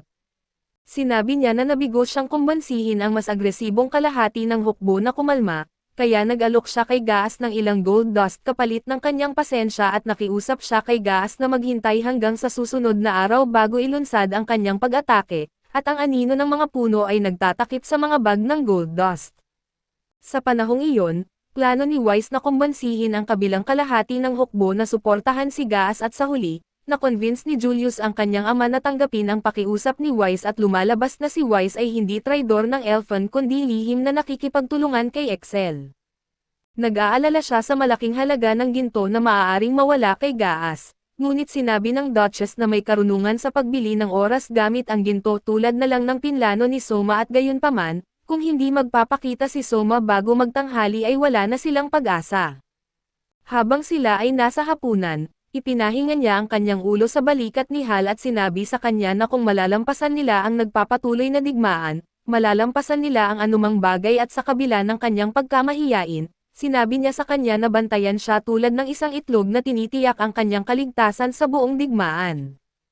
Kinabukasan ay patuloy pa ring nagsusumikap ang hukbo ni Carmen na wasakin ang kuta, ngunit napansin ni Ki na ang mga kaaway ay nag-adopt ng isang bagong formation at ito ay magandang balita dahil ibig sabihin nito, na sinusubukan nilang magkaroon ng mas direktang labanan na nasa bentahe ng Forbidden Army. Sa kabilang dako ay bumalik si Gaas at ang kanyang anak sa lugar kung saan sila nakipagkasundo kay Wise, at nakita na natupad ang mga kondisyong napagkasundoan at inutos ni Gaas sa kanila na umatake sa larangan ng digmaan, kung saan biglang may dumating na kawan ng mga wyvern na mabilis na lumilipad patungo sa kuta at napaisip si Hal na ito ay mga dagdag na puwersa na darating upang tulungan ang hukbo ni Carmen. Samantala marami nang nangyayari sa likod ng mga eksena, at noong gabi bago ito nangyari sa pulang lungsod ay lumapit ang kanang kamay ni Castor upang sabihin sa kanya na ang lungsod ay safe na at ang mga air forces ng ibang lupain ay naghahanap na makipagtulungan sa kanya, ngunit lubos siyang walang interes dahil ayaw niyang ibahagi ang kaluwalhatian ng kanyang rebelyon sa iba. Gayunpaman, nagsimula siyang makakita kay Soma sa isang mas positibong liwanag at bagamat huli na para baguhin niya ang kanyang mga aksyon, nag-aalala siya sa posibilidad na baka magkaroon si Soma ng sorpresang galaw laban sa kanya, dahil sa hindi alam ang eksaktong kinaroroonan ni Soma sa mga oras na iyon. Habang nag-uusap pa sila, biglang pumasok si Kara sa kwarto upang sabihin sa kanyang ama na napansin nila ang mga puwersa ni Soma subalit nakakagulat na isa lamang ang barko na nakikita. Biglang humiling si Soma ng FaceTime call kay Castor habang hinihila ang barko patungo sa kastilyo ni Duque. Agad itong naglunsad ng mga cannonball patungo sa kastilyo at humanga si Castor sa kakayahan ni Soma na makaisip ng ganitong makabagong estratehiya. Binigyan ni Soma si Castor ng pagkakataon na sumali sa panig na mananalo, ngunit sinabi niya na hindi niya sisirain ang kanyang reputasyon sa isang nakakahiyang paraan tulad ng pagsuko. Nagpaalam si Soma kay Castor at sinabi ni Castor sa kanyang anak na patahimikan ang mga kanyan. Mabilis na dinirekta ni Carla ang Air Force patungo sa barko ni Soma na may intensyong mahuli si Soma nang nabubuhay. Nag-organisa sila sa isang kahangahangang formation at pinaputukan ang barko, ngunit napatigil nila ang kanilang mga atake sa kanilang pagkabigla at napansin ng isa sa mga strikers na hindi gaanong matibay ang mga gulong ng barko, kaya inutos ni Carla na atakihin ito pero nasa isip niya na hindi dapat tamaan ang anumang bahagi ng barko na maaaring makasakit kay Princess Liz sakaling siya ay nasa barko. Sa wakas ay napahinto nila ang mga kanyan sa pagpapaputok kaso pagdating nila, nakatanggap sila ng pinakamalaking gulat sa kanilang buhay at walang kaaway na sundalo ang makikita, tanging mga kamay ng puppet lamang. Sa sandaling ito ay naunawaan ni Carla ang laro na naganap at ang barko ay naging isang distraction mula kay Soma, na patungo na sa kanyang pangunahing target at nakita ni Castor na nakapasok si Soma sa kastilyo, nagulat at nais malaman kung paano nakapasok si Soma ng palihim. Sinabi sa kanya ni Soma na natuklasan niya ang mga lihim na daanan sa pamamagitan ng pag-aaral sa mga blueprint ng Pulang Lungsod. Pagkatapos ng pagpapakilala ay sinabi ni Castor kay Soma na maaari niyang pagkatiwalaan ang kanyang tapat na lingkod na si Tama upang pangunahan ang Air Force kung sakaling matalo siya dito. Pinahalagahan ni Soma ang malasakit ni Castor sa kanyang tauhan at binigyan si Castor ng huling pagkakataon na sumuko, ngunit hinugot niya ang kanyang espada at sinabi sa kanya na ang tunay na lalaki ay hindi basta-basta sumusuko. Agad na lumapit si Aisha na may hawak na espada at sinabi kay Soma na umatras. Ngunit pinagtawanan siya ni Castor sa pamamagitan ng paghamon sa kanya na harapin siya ng direkta kung siya ay tunay na bayani. Mabilis na umatake si Aisha gamit ang kanyang malaking espada sa espada ni Castor. Nakaiwas si Castor sa atake at tinawag siyang bata, subalit sinabi ni Aisha na ilang dekada na siyang nabubuhay at sa isang malakas na hampas, itinapon niya si Castor sa pader na ikinabilib nito sa kanyang marahas na lakas. Binanggit ni Aisha na hindi niya alintana ang maging isang simpleng babae basta't mayroon siyang lakas na kailangan upang protektahan si Soma, kaya nagtaka si Castor kung gaano kabuti na isang tao si Soma upang karapat-dapat sa ganitong antas ng katapatan. Bigla na lang lumitaw si Liz mula sa kawalan, inilunsad ang sorpresang atake sa prinsipe at ginamit ang kanyang mahika upang palibutan siya sa bitag ng yelo at mabilis na nakawala si Aisha sa yelo gamit ang kanyang espada. Tinamaan si Castor at inihagis ito sa lupa. Nakaramdam ng awa ang prinsesa kay Castor, ngunit sinabi nito na lumaban siya ng buong sipag at kahit na siya'y natalo, napanatili pa rin niya ang kanyang pagmalaki at tinanong niya si Liz kung mabuti bang hari si Soma, at sinabi nito na mabuti ito sa kanya sa paraang handa siyang lumaban sa kanyang ama alang-alang kay Soma. Nang marinig nila ang pagsabog ng kanilang barkong pandigma, agad na nilagyan ni Liz ng kwintas ng pagkaalipin si Castor at sinabing kung makakaramdam ito ng anumang tangka ng pananakit sa kanyang amo na si Soma, ito ay hihigpit sa kanyang leeg at mapugot ang kanyang ulo. Hindi nagtagal ay pumasok si Carla at nagulat sa nakita niyang ama na nakahandusay sa sahig na may suot na kwelyo ng alipin at agad na kinuha ang kanyang espada. Mabilis na binalaan siya ni Liz tungkol sa kwelyo at sinabing kung gagawa siya ng kahit anong kalokohan laban kay Soma, ang kanyang ama ang magbabayad nito kapalit ng buhay. Pinanindigan ni Soma ang kanyang bahagi ng kasunduan at pansamantalang itinalaga si Tolman bilang general ng hukbong panghimpapawid, ngunit sa ilalim ng utos ng hukbong ipinagbabawal ay handang maglingkod si Tolman kahit na nagtataka siya kung ano ang mangyayari sa duke at sa kanyang anak. Sinabi ni Soma na rerepasuhin niya ang kanilang kaso pagkatapos ng digmaan subalit hanggang noon, kailangan ni Tolman na matipon ang puwersa upang ipahayag na sila ay nasa ilalim na ng bagong utos bago magtungo sa Duke Carmen. Sa kanilang pagbabalik, sinimulang purihin ni Liz si Carla at tinawag itong mabuting tao at tapat, at nagpahiwatig na maaaring may kaakit-akit na katawan ito sa ilalim ng pangit niyang armas. Nakakuha si Soma ng ideya, naintindihan na nais ni Liz na iligtas ang buhay ni Carla at kunin siya bilang consort, ngunit nag-aalala si Soma na mawalan ng tiwala ang mga tao sa pamamagitan ng pagbaliwala sa krimen ng rebelyon na ginawa ni Carla. Upang suportahan siya, Doon ay sinabi ni Carla kay Liz na huwag magmakaawa para sa kanyang buhay, dahil maraming sulat ang ipinadala sa kanila ni Soma upang baguhin ang kanilang isipan kaso tinanggihan nila ang mga ito. Balik sa kuta ni Aiden doon habang pinapanood ni Naki at Hal ang papalapit na hukbong panghimpapawid, agad na alam ni Ki na nanalo si Soma sa laban kontra kay Caster. Inutos ni Tolman sa puwersa na umatake sa kastilyo subalit iwasan ang mga tirahan. Binati ni Soma at Hal ang isa't isa sa matagumpay na pagpapatupad ng kanilang plano kahit na pareho silang naharap sa mga pagsubok sa pakikitungo sa kanilang mga kaaway. Sa pagmamasid sa kanilang pag-uusap, nagulat si Carla na makitang informal ang paraan ng pakikipag-usap ni Hal sa hari, at sinabi ni Liz sa kanya na talagang cool si Soma dito at samantala, dala-dala ng mga general ni Carmen ang mga ulat tungkol sa mga pinsalang dulot ng mga pag-atake ng hukbong panghimpapawid at nagtatanong kung anong hakbang ang gagawin laban sa puwersa na nagtaksil sa kanila. Pagkatapos malaman na si Soma ay may ganap ng kontrol sa kalangitan, nakita ni Carmen na ang kanyang mga tao ay tila bihag na sa puntong ito at napagtanto niyang natalo na siya. Gayunpaman, hindi maibahagi ng kanyang mga general ang parehong damdamin dahil hindi nasaktan ang kanilang hukbo at maaari pa nilang gamitin ang mga inosenteng sibilyan bilang hostage habang sila ay nagtatago sa kastilyo. Nagulat si Carmen sa mga makasarili na suhestyon na ito at sa wakas ay naunawaan niya ang tunay na katangian ng mga general na kanyang pinoprotektahan. Ginugulat niya sila sa pamamagitan ng pagpapalagay ng mga kwelyo ng alipin sa kanilang leeg para kailanganin nilang magmakaawa kay Soma upang iligtas ang kanilang mga buhay. Hiniling din ni Carmen sa kanyang kanang kamay na maglagay ng kwelyo ng alipin sa kanyang leeg at ipahayag ang kanyang kabuoang pagsuko kay Soma. Nakarating ang balita kay Soma na itinaas ang bandila ng kapayapaan sa Randall at namangha ang tapat na tagasunod ni Soma, na natagpuan na ang digmaan ay natapos na ng ganoon kabilis. Makikita ang matandang Carmen na hawak ang isang mamahaling bote ng alak na ibinigay sa kanya ni Haring Albert. Binalak niyang magpakalasing kapag ikakasal na si Liz at sinabi niyang mas pinahahalagahan niya ang regalo na ito kaysa sa anumang bagay, ngunit ngayon alam niyang maaari siyang mahuli at hindi na makita ang araw na iyon. Sa kanyang pagnilay-nilay, biglang pumasok si Beowulf na may magandang balita. Sinasabing hindi inaatake ni Soma ang lungsod at dinala lamang niya ang hukbo ni Carmen kasama niya sa isang malayong destinasyon. Ikinatuwa ito ni Carmen kaya itinaas niya ang kanyang bote bilang parangal kay Soma at Liz. Naguluhan si Carla sa mga pangyayari kaya humingi siya ng paliwanag kay Soma at Liz. Sinabi nila sa kanya na ang buong bagay ay plano ni Duke Carmen at sinabi ni Soma sa kanya na hindi niya talaga intensyon na labanan ang Duke. Kaso ang tanging nasa panig niya mula pa sa simula ay ang Duchess sa pamamagitan ng relasyon ng kanyang apo kay Soma at sa kabila ng kakulangan ng suporta para sa marami.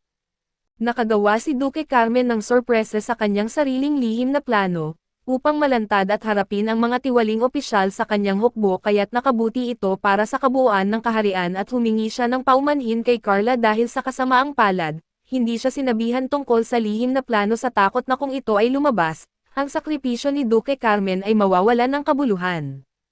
Sinabi ni Carla na naiintindihan niya ito pagkatapos marinig na inilagay ni Carmen ang kanyang buhay sa panganib para sa lahat ng ito na mangyari. Bumalik tayo sa Altamura kasama si Gaas at ang kanyang hangal na anak.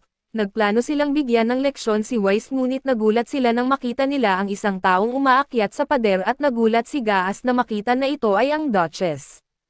Makalipas ang ilang sandali, napagtanto niya na marahil ay naroon siya sa buong oras at nasa malapit na ugnayan kay Soma. Mabilis na naintindihan ng kanyang anak na sila'y naisahan at sinabi sa kanyang ama na kailangan nilang umatras agad.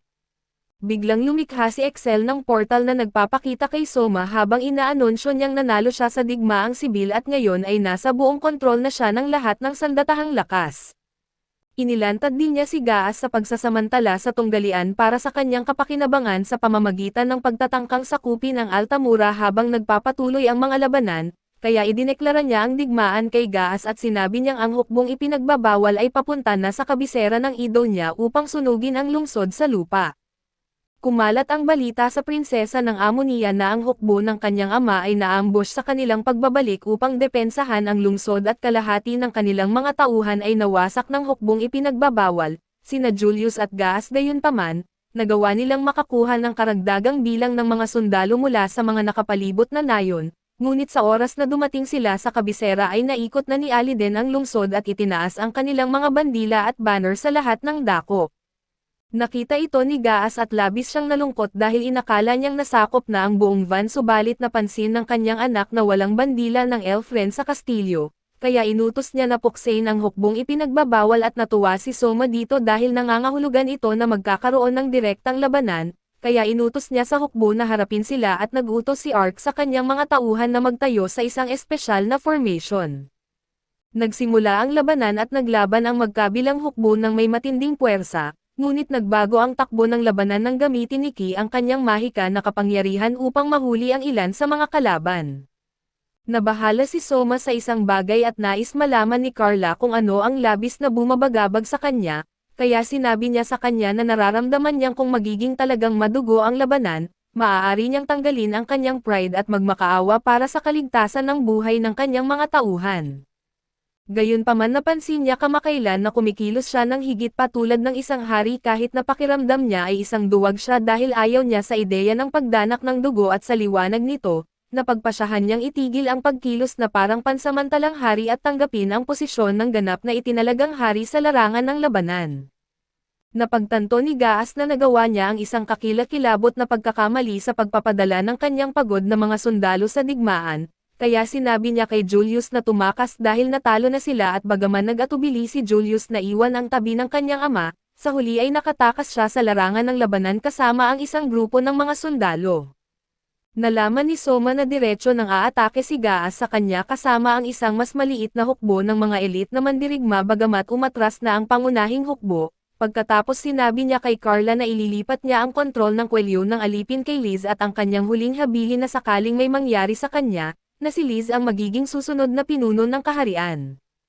Tumanggi si Carla na sumunod sa gayong kahilingan dahil kaya niyang talunin si Gaas kung uutusan siya ni Soma, kaya binigyan siya ni Soma ng utos at umatake siya at nakita ni Ark ang paparating na hukbo at itinutok ang kanyang sibat kay Gaas, ngunit nang masdan niya itong mabuti, napagtanto niyang naloko siya at isang dobleng katawan lamang ito. Sa kabilang banda ay mabilis na nakita ni Carla si Gaas at inilunsad ang unang atake at madali itong naiwasan ni Gaas, na nagresulta sa isang patas na labanan dahil pareho silang malakas subalit biglang lumitaw ang manika ni Soma mula sa kawalan at tumama kay Gaas, na ikinatuwa niya dahil hindi niya maintindihan kung paano siya matatalo ng isang manika. Sa sandaling iyon, sinabi ni Soma kay Carla na umatras at nang lumapit si Gaas at kinontrol ni Soma ang kanyang manika upang harangin ang atake habang inuutusan si Carla na sindihan ang manika. Sumabog ito pagkatapos masindihan si Gaas, at tumakbo si Soma upang tingnan kung ayos lang si Carla subalit siya'y nabahala na nasa larangan siya ng labanan, na maaaring magdulot ng malaking kalungkutan kay Liz. Nakakagulat. Lumabas si Gaas mula sa apoy at muling sumugod kay Soma kahit hindi siya nasa pinakamahusay na kalagayan, habang papalapit siya, pinaputukan siya ng maramihang mga panang ngunit hindi ito nagpahinto sa kanya mula sa paghagis ng kanyang espada kay Soma. Sa kabutihang palad, ilang pulgada lamang ang layo ng espada mula kay Soma at hindi siya nasaktan at sa huli, sumuko si Gaas at bumagsak na patay sa lupa at humanga si Soma sa ipinakitang katapangan ni Gaas at ng kanyang mga mandirigma. Kaya sinabi niyang dapat isama ang kanilang kwento sa mga libro ng kasaysayan. Binigyan si Prinsesa Rora ng malungkot na balita tungkol sa pagkamatay ng kanyang ama, kaya nag-iisa siyang nagluksa para sa kanyang hangal na matandang ama. Kinabukasan ay nalaman ni Liz na matagal nang pinaplano ni Soma na sakupin ang Idonia kaso nagulat siya na nagawa niyang panatilihing minimal ang mga kasiraan sa hangganan. Sinabi niya na pinayuhan siya ni Hakuya na huwag ililikas ang mga naninirahan sa hangganan dahil baka madaling mahuhulaan ng mga tropa ng Idiani ang kanyang susunod na hakbang. Pagkatapos sinabi niya kay Liz na nagplano siya ng peking pag-atake ng mga nakakatakot na halimaw para takutin ang mga naninirahan at mapipilitin silang lumikas mula sa lugar ng hindi nagpapalabas ng opisyal na paglikas. Ipinagbigay alam ni Ark kay Soma na umalis si Rore sa lungsod kasama ang ministro ng pananalapi at ilang opisyal, at si Julius naman ay umalis kasama ang ilang sundalo patungong kanluran. Kaya humiling si Soma sa ilang burokrata na akitin ang mga opisyal na bumalik sa lupain dahil mahalaga sila sa pag-unlad ng bansa. Ipinahayag ni Pancho na hindi sapat ang naimbak na pagkain sa kabangyaman ng lungsod subalit mayroon silang sagana sa mga armas. Sinabi ni Soma na ibebenta ang mga armas habang ang pagkain ay ipapamahagi ng pantay-pantay sa buong bansa hanggang sa maging stable ang sitwasyon. Kung kulang pa rin ang pagkain, magpapadala siya mula sa kanilang sariling kaharian bilang isang urgent na hakbang. Isang opisyal ang nagulat na nasa magandang espirito ang mga sundalong Aidan Ian, na magpapabilis sa pagkakasakop sa ibang mga lungsod ng kaharian, ngunit sinabi ni Soma na hindi siya sasakop ng iba pang lungsod dahil ayaw niyang humarap sa masyadong maraming problema mula sa imperyo. Sa katunayan, alam na niya na darating sila para sa kanya dahil nilabag niya ang tratadong pangkatauhan na ginawa para pag-isahin ang mga tao laban sa kaharian ng mga demonyo, sa pamamagitan ng paggamit ng lakas militar upang sakupin ang kabisera ng lungsod ng Van. Dahil ang amo niya ay lumagda sa tratadong iyon, maaaring pumunta sa matinding hakbang ang imperyo para mabawi ito mula sa kanya at nagtataka si Liz kung bakit hindi pa rin niya nilagdaan ang tratado matapos malaman kung ano ang mangyayari. Ngunit sinabi niya sa kanya na ang deklarasyon ay may lihim na kondisyon na maaaring magpahina sa imperyo sa hinaharap. Dahil sa digmaan ay maraming nagagalit at negatibo ang nararamdaman patungo sa kaharian ng Aiden, kaya nagtataka si Art kung may plano si Soma para kumalma ang tensyon at sa pagkakataong ito ay ipinatawag ni Soma si Juna na talagang kaakit-akit sa kanyang uniformeng Navy, at sinabi niya na inimbitahan niya ito para isagawa ang susunod na yugto ng kanyang plano. Isang proyekto na tinawag na Laurey. Sa isang broadcast ay makikita ang isang newscaster na nagbalita tungkol sa mga pang-araw-araw na pangyayari sa kaharian ng Aiden at sa mga nakapaligid dito. Mukhang inorganisa ni Soma ang ilang uri ng entertainment show dahil si Ayesha ay nakasuot sa isang magandang damit, na medyo hindi siya komportable nang lumabas siya kasama si Soma sa screen. Namangha ang mga tao ng Idonia na makita na isang bata pa lamang ang lalaking tinalo si Gaas. Inanunsyo ni Soma na mag-host sila ng unang musical show ng Elfren, pagkatapos ay ipinakilala niya ang isang batang babae sa entablado at nagtanghal siya ng kanyang nakatutuwa na kanta, at si Juna naman ang susunod na magtatanghal. Habang nagpe-perform si Juna, hinihila ni Soma si Aisha sa tabi para sabihin sa kanya na inimbitahan niya ang isang sorpresa na bisita upang kumanta sa entablado pagkatapos, ngunit nais ni Soma na bantayan siya ni Aisha nang walang pag-alinlangan. Matapang na sinabi ni Aisha habang tinapik ang kanyang dibdib na bantayan niya ito gamit ang kanyang sariling buhay. Naiilang na iniiwas ni Soma ang kanyang mukha matapos makita ang reaksyon ni Aisha at ang pagtatanghal ni Juna ay tunay na nagbigay kasiyahan sa mga manunood, at inimbitahan ni Soma ang kanyang sorpresang panauhin upang magtanghal. Ipinakilala niya ito bilang Teniente General Margarita ng Idonia. Nakakanta ng pambansang awit ng Idonia at nagulat ang mga manunood at sumunod ang isang sandali ng katahimikan, ngunit pagkasimula niyang kumanta ng awit ay nagbigay galang ang lahat. Pagkatapos niyang kumanta, sinabi niya kay Soma na maaari na niyang putulin ang kanyang ulo subalit ikinagulat niya nang sabihin ni Soma na wala siyang dahilan para gawin ito, hindi siya makapaniwala dahil ang awit ng Amazonian ay tungkol sa pagbawi ng kanilang ninakaw na lupain mula sa Aliden. Gayunpaman sinabi ni Soma na ang Aliden ay walang ganitong nakakatawang batas laban sa mga awit ng ibang bansa, at ang isang mabuting bansa ay kung saan malayang makakanta ang lahat ng nais nila at samantala, ang hula ni Soma tungkol sa imperyo ay malapit ng magkatotoo. Ang nangunguna sa tratado ng sangkatauhan ay ang dakilang Chaos Empire, na pinamumunuan ng isang maganda at mabait na babae na kilala bilang santa ng imperyo na si Maria. At ngayon ay sinabi ng kapatid ni Maria na si Jane sa kanya na papunta siya sa nasakop na lungsod ng Van para makipag-usap kay Soma para sa pagpapalaya ng lungsod, upang mapanatili nila ang prestihiyo ng imperyo pagkatapos ng kanyang mga kamakailang pananakop.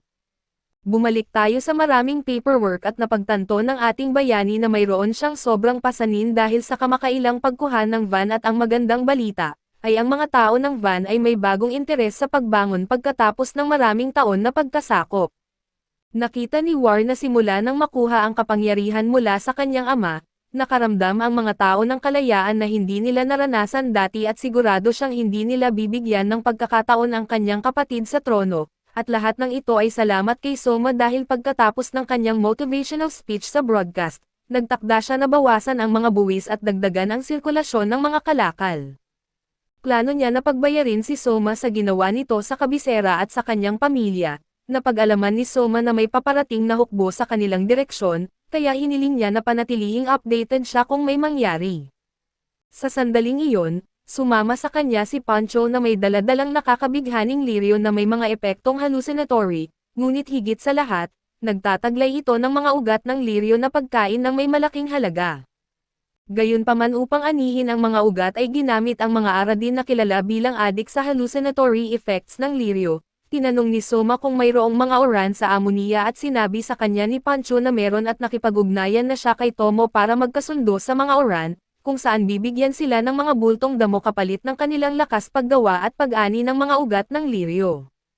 Pagkatapos ay inihanda ni Pancho ang ilang sabaw gamit ang mga ugat ng Lirio at inihain ito sa mga tao. Binigyan din sila ng ilan para dalhin pauwi at sa kalaunan, sina Soma, Luna at Tomo ay nasa palengke at nagsuot si Soma ng sombrero upang itago ang kanyang pagkakakilanlan. Nang tumakbo si Tomo para mamili ay hinihila siya ni Luna palapit at hinawakan ang kanyang braso, tinitiyak sa kanya na protektado siya at ligtas kasama niya at iminungkahi niyang mamili sila para sa kanyang ampon na nakababatang kapatid na si Tomo, at nang makarating sila sa tindahan, sinabi niya sa maliit na batang babae na pumili ng kahit anong magustuhan niya. Sinundan siya ni Luna at pumili ng ilang magagandang damit para sa kanya, ngunit pumili si Soma ng isang pangit na pares ng sapatos kaya't gumamit ang ministro ng isang militar na analohiya, upang ipaliwanag sa kanya na magkaiba ang paraan ng pagtawad ng mga lalaki at babae. Nakakuha si Soma ng pahiwatig at iniwan na lahat kay Luna ang pagpapasya. Sinabi ni Soma na bakit kinailangang gumamit ng isang militar na analohiya, at sinabi niya na kamakailan ay kinailangan niyang makitungo sa isang kaakit-akit ngunit tuso na munting demonyo na alam nating lahat na ito ay ang prinsesa ng Amunia. Pagkatapos mamili, nakita si Tomo na suot ang isang talagang magandang damit at may dala-dalang bag na puno ng higit pang damit kaysa kaya niyang dalhin. Tuwang-tuwa siya at nagpapasalamat sa kanyang nakatatandang kapatid sa regalo na ibinigay niya kahit na medyo pangit ang mga sapatos. Nagbigay din si Soma ng isang ladybug hairpin kay Luna, at naguluhan siya habang nagpapasalamat siya at sinabi ni Luna sa kanya na magbigay din ng mga regalo kay Liz at sa iba pa, at binanggit niya na mayroon siyang regalo para sa lahat. Sinabi rin niya sa kanya na i-set aside ang mga formalidad at tawagin siya sa kanyang pangalan, kaya't sumandal siya sa kanya at tinawag siyang isang mapaglarong flirt at huminto sila sa isa sa mga tindahan para kumain ng mabilisan at nakatulog si Tomo sa mga hita ni Soma. Ilang minuto ang lumipas, hinuhulaan ng isang newscaster na magiging maaraw ang panahon sa parehong Elf Raiden at Van, na ginagawa itong perpektong panahon para sila maglaba at biglang isang babaeng boses mula sa likuran nila ang nagsabing kahanga-hanga na makita ang broadcast ng gemstone na ginagamit ng napaka-innovative at nang lumingon sila ay natuklasan nilang ito ay si Gan Euphoria, leader ng militar ng imperyo. Nakita niyang na-overpower ng kanyang mga gwardya si Soma. Sinabi niya na siya ay napupuno ng labis na tapang para maglakad lang sa kanyang teritoryo. Lumapit si Luna para protektahan si Soma kaso sinabi nito na walang masamang intensyon, at dumating lang siya para kumpirmahin kung totoo ang lahat ng chismis na kanyang narinig tungkol kay Somo. Dagdag pa niya na narinig niya na si Soma ay isang matalino na pinuno na nakapagbago sa sitwasyong pang-ekonomiya ng isang bangkaroteng kaharian, naglabas ng pangmatagalang solusyon sa problema sa kakulangan ng pagkain sa pamamagitan ng paggamit ng malikhaing paraan para ihanda ang mga pagkaing karaniwang hindi gusto ng mga tao. Pagkatapos, sinabi niya na narinig din niya na siya ay isang pathological na chicks boy na sa kabila ng pagiging nakatali sa anak ng dating hari, ay patuloy pa rin itong nagtitipon ng pinakamagagandang babae ng kaharian at lumilikha ng isang royal harem kasama nila. Hindi nagulat si Luna at kahit na tumawa pa dahil narinig din niya ang parehong chismis, ngunit ang ating pinakamamahal na bayani ay napipi sa pagkakilala sa uri ng reputasyon na mayroon siya. Sinabi sa kanya ni Jin na kung mali ang mga chismis ay hindi magtatagumpay ang kanyang plano dahil balak niyang gamitin ang kanyang magandang kapatid na babae para makiusap sa kanya na palayain ang kaharian ng Idonia pagkatapos malaman ang kahinaan niya sa magagandang babae. Nagulat si Soma na handang gamitin ni Jin ang isang tao at ito ang kanyang kapatid na kilala pa bilang santo ng imperyo para maisakatuparan ang ganitong plano at gayunpaman, sinabi sa kanya ni Jin na ayaw ng kanyang kapatid na tawaging santo dahil malayo ito sa pagiging santo si Maria. Gayunpaman, hindi inaalintana ni Maria ang titulo kung ito ay magkakaroon ng kanais-nais na epekto sa mga kabataang lalaki tulad ni Soma. Narinig ito at naisip ni Luna na magbigay ng sarili niyang nakakatawang titulo, ang songstress ng stress at tinanong pa si Soma kung ano ang palagay niya sa pangalan. Pagkatapos ng ilang sandali, sinabi ni Jin kay Soma na siya ay isang nakakaaliw na hari na nakakasundo ng maayos ang kanyang mga opisyal, na sapat na patunay na ang kanyang kaharian ay talagang matatag. Binanggit pa ni Jin sa kanila na dahil sa parehong dahilan kaya tinawag ang kanyang kapatid na si Maria bilang isang banal, bagaman lahat ay nagpapanatili ng malusog na distansya mula sa kanya. Gayon din si Maria ay lubos na nakatuon sa kanyang mga tungkulin na pantay-pantay ang pagtrato niya sa lahat, at ito ang dahilan ng kanyang pagkakasangkot at paghingi ng pagpapalaya ng amo niya dahil kung hindi, wala siyang makukuhang benepisyo mula sa pagtulong sa kanila. Nakita ni Jin na cool ang bagay sa pagbo-broadcast ng balita kaya humingi siya ng pahintulot kay Soma na gumawa ng katulad nito sa kanyang bansa. Nagtaka siya kung paano niya naisip ang ganitong makabagong paraan upang gamitin ang broadcast ng gemstone, kaya sinabi ni Soma na ito ay talagang pangkaraniwang bagay sa mundo kung saan siya nagmula. Agad na yumukod si Jin kay Soma bilang paghingi ng tawad sa ngalan ng imperyo dahil sa pagtawag sa kanya mula sa kanyang mundo. Sinabi ni Soma na alam niyang walang pangangailangan ang imperyo para sa isang bayani at siya ay tinawag lamang upang maglingkod bilang isang sakripisyo ng tao para sa Alfrayan, ang kaharian ng Alan na hindi lumagda sa Mankind Act ngunit sila ay naging benepisyaryo nito. Gayunpaman, dahil sa pagliit ng estado ng kanilang ekonomiya, hindi nila kayang mag-ambag ng kasing dami ng mga katabing kaharian kaya kinailangan nilang tawagin ang isang bayani bilang sakripisyo sa mga demonyo upang ipakita na sila ay seryoso sa kanilang ginagawa. Sinabi ni Jin na walang inaasahang gumana ang pagtawag sa bayani o para gumanda ang kalagayan para sa kaharian ng Elfren subalit napatunayan ni Soma na mali sila at ngayon. Ang tanging hangad ni Soma ay protektahan ang kanyang bagong tuklas na pamilya at umaasa siya na tatanggapin ni Jin ang kanyang jurisdiction sa lupain ng amo niya, ngunit sinabi niya na mayroon din siyang pamilyang dapat protektahan kaya sinabi ni Soma na kailangan nilang makipagnegosasyon para makarating sa isang kasunduan. Umaasa si Jane na magiging madali si Soma sa kanya at agad na lumakad palayo, na parang ang tinatawag na negosasyon ay hindi magiging kasing dali ng inaasahan. Pagbalik nila sa kastilyo, masayang ipinakita ni Tomo ang kanyang bagong damit at binigyan ni Soma si Aisha ng lipstick na binili niya para sa kanya. Nasasabik si Aisha sa kanyang regalo at nangako na maging mas babae para sa kanyang mahal na hari. Habang pinapanood ni Liz ang lahat ng ito, napuno siya ng inggit hanggang sa binigyan siya ni Soma ng magandang kwintas na bagay sa kanya at habang pinapanood ni Soma ang kanyang pamilya na nagbabahagi ng saya at tawanan, lalo niyang pinagtibay ang kanyang determinasyon na protektahan sila sa abot ng kanyang makakaya.